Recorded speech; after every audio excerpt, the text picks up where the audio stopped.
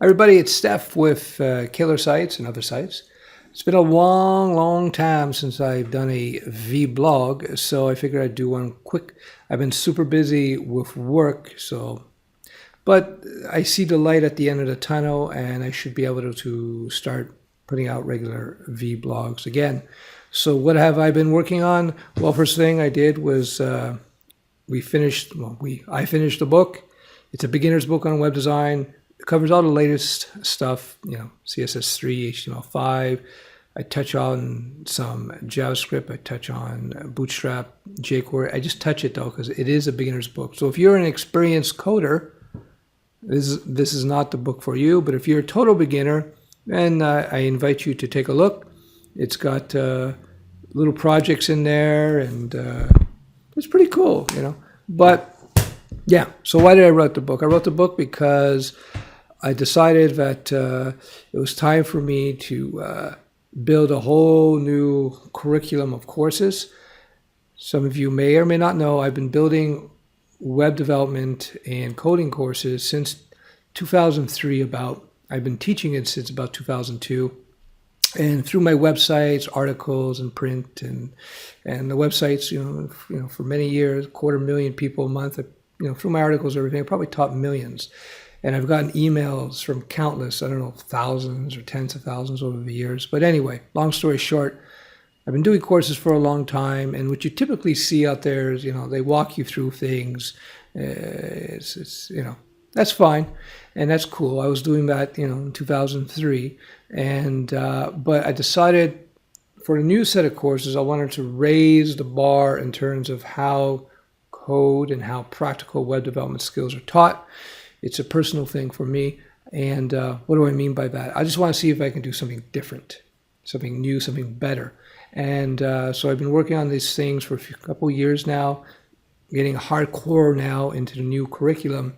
And I think I got something pretty interesting. In fact, it's not my thought. We've been testing it on thousands of students, and we're getting fantastic results, better than I've ever seen. So I'll be excited to release that to you guys soon, very soon.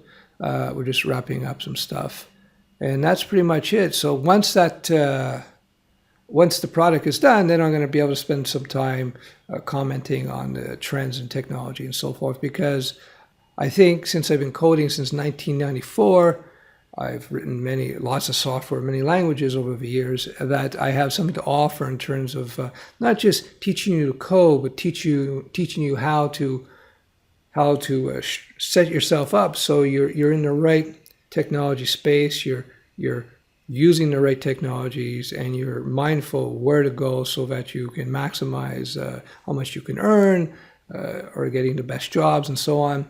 I've seen technology trends flow, and I see how things come in vogue and fall out of favor. And I see a pattern. You've been doing this since '94, so I don't know how many years. That's 2 decades, I guess. It's a long time. So you see these patterns. You see how things happen. I see, there we go again. I see a pattern again. I see another pattern again. So we're seeing a move now. We've seen this big move. JavaScript is a part of it. So you got to ask yourself, you got JavaScript, you got Ruby, you got PHP. Normally you wouldn't put JavaScript, alongside Ruby, PHP, Java, C# and so on. Normally you wouldn't, because JavaScript is traditionally the language that works in the web browser. But now you're seeing this move, a major move, where JavaScript is being pushed down into the server as well. And that competes against Ruby, that competes against PHP, that competes against all these other server-side languages. If any of this is unclear to you, don't worry.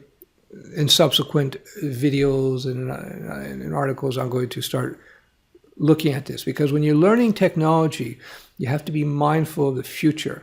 So, for instance, would I be learning Ruby now? I know Ruby is very popular with the startup crowd because, for whatever reasons. It's a fun language. It's a great language. Don't get me wrong, technically. But I think personally that Ruby is on its way out. I think it's going to be a fringe technology. I'm not saying it's going to go the way of Flash anytime soon, but I think that the mojo is going to be in JavaScript. The mojo is going to be in PHP. That's where you want to put your efforts, I would suggest. And finally, You see out there, and this really pisses me off, you see out there who say, learn to code, learn to build video games, and you become a great coder that you can then jump into to another language. Well, first thing, you will not make money coding video games. Indie games and making money building indie games, I mean, little small games where you're not working for EA or Ubisoft or something, the chance of you making money doing that are next to zero, because that whole market is super saturated. For instance, I talked about this, the iOS market. The chance of your app on the App Store ever being seen are highly unlikely, let alone you making a living. And in fact, the survey shows that if you are an app developer for iOS or Android, the chance of you making money these guys are working for slave labor. You might as well go work at McDonald's. A lot easier at McDonald's, right? No. You're not going to be an cash earning app developer for iOS apps. That's not true. It's highly unlikely.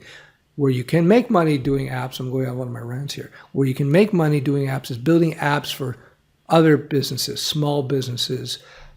Maybe you got a local club who wants to build an app, or some cafe or something. But if you think you're going to make a video game or some sort of app that you're going to put on the iOS store and make money from it, think again. It's highly unlikely. If you're looking to make a living, if you're looking to secure work, you want to get, again, the king is still web app development, browser-based development. That's where the money is, and for the foreseeable future.